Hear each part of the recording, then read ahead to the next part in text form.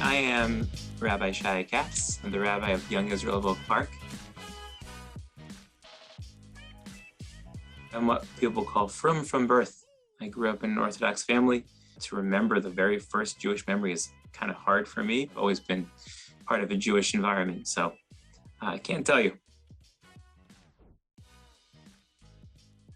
When I was in Israel after my 12th grade, some people call it the gap year. I don't like that term, but the point is that those 2 years, I really took a liking to learning and studying and also to teaching. And that's probably the first time I really considered it. Then I went undergraduate at Yeshiva University. I was still pursuing a double sort of curriculum, sort of rabbinic studies with my major in sociology and professional studies with my minor in architecture. I met my wife, discussed life, and came to the conclusion that I'm going to commit myself to the rabbinate, and the rest is basically history from there. My most favorite part is finding that people were inspired Jewishly. I was just asked recently, I don't want to waste your time. I feel like I'm taking too much of your time. Like, what do you get out of helping me? From everything that I do, I get the most out of knowing that the person has developed Jewishly, has found meaning in his Jewish activities and rituals.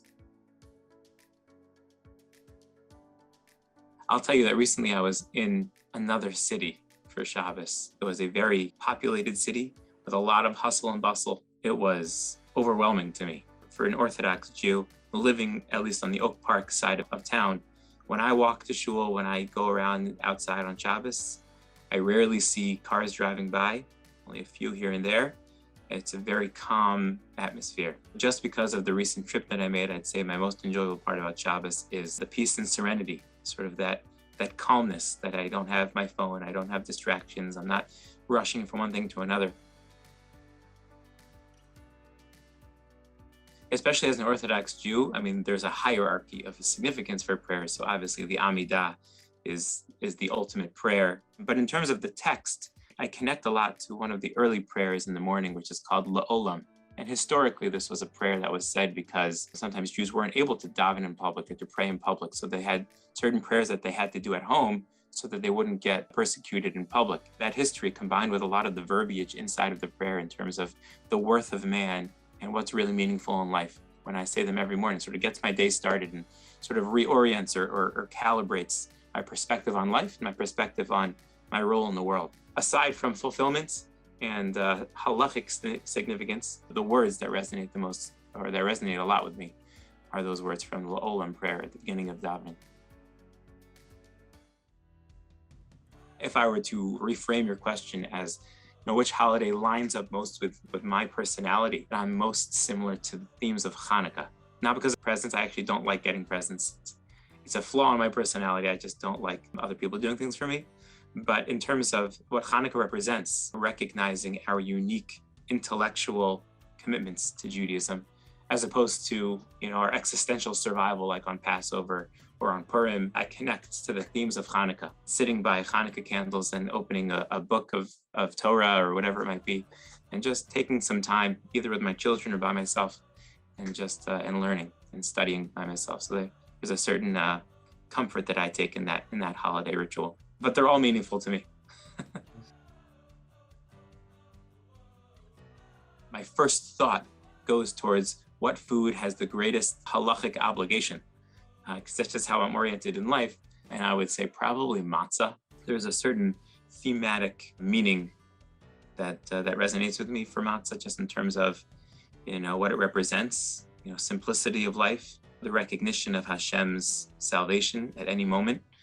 So those themes are very resonant with me. I don't know, favorite in terms of taste, I have no idea, probably cholent. What makes somebody Jewish is the fact that their mother was Jewish, and the fact that we can corroborate the historical legitimacy of their Jewish lineage in that way. And what makes a person observant is their commitment to fulfilling the mitzvos that are delineated in the Torah and the rabbinic interpretation of that. That's not to say that someone who doesn't observe is not Jewish. I just said, as long as their lineage is corroborated, so then they are considered Jewish. In terms of observance, that means a commitment to, not a fulfillment of, but a commitment to fulfilling all the mitzvahs. You have to really understand where your skill sets lie, meaning, are you inclined to help people, to be there for them in times of need, to reach out to them at times when they are not needed? In terms of the actual job itself, a person's own passion and commitment in their personal life is the best natural way to be a good organic rabbi. I think the best types of rabbis are the ones that really believe it themselves, and their inspiration is an outgrowth of their own personal passion and commitments. If somebody's interested in becoming a rabbi, I would say just like in a marriage, work first and foremost on yourself, and then everything else will fall into place. I used to be a formidable basketball player in my heyday. Part of the reason that I'm not is because I've had over 25 shoulder dislocations and surgery. I don't think any of my congregants have ever seen me pick up a basketball, let alone see me play. People have tried because people have heard about this and they've tried to get me to play with them, but so far I've been able to resist it. Not to be apprehensive about engaging with your Judaism, and by which I don't mean eating gefilte fish, but rather by which I mean finding something which is a formidable and profound, meaningful observance for you, for someone who is trying to figure out what's meaningful for them.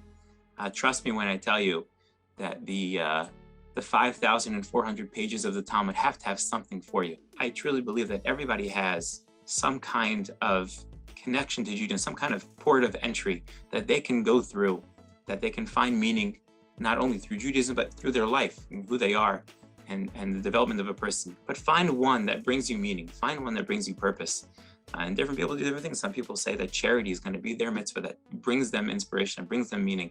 So great. Some people say that the blessing after they go to the bathroom, you have to thank God that everything worked properly. So that's their meaningful thing.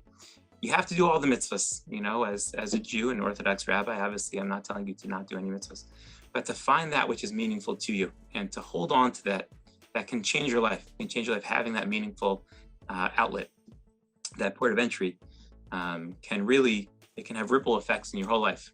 To find that one thing that's meaningful for you. Whatever that might be, find it and then cherish it.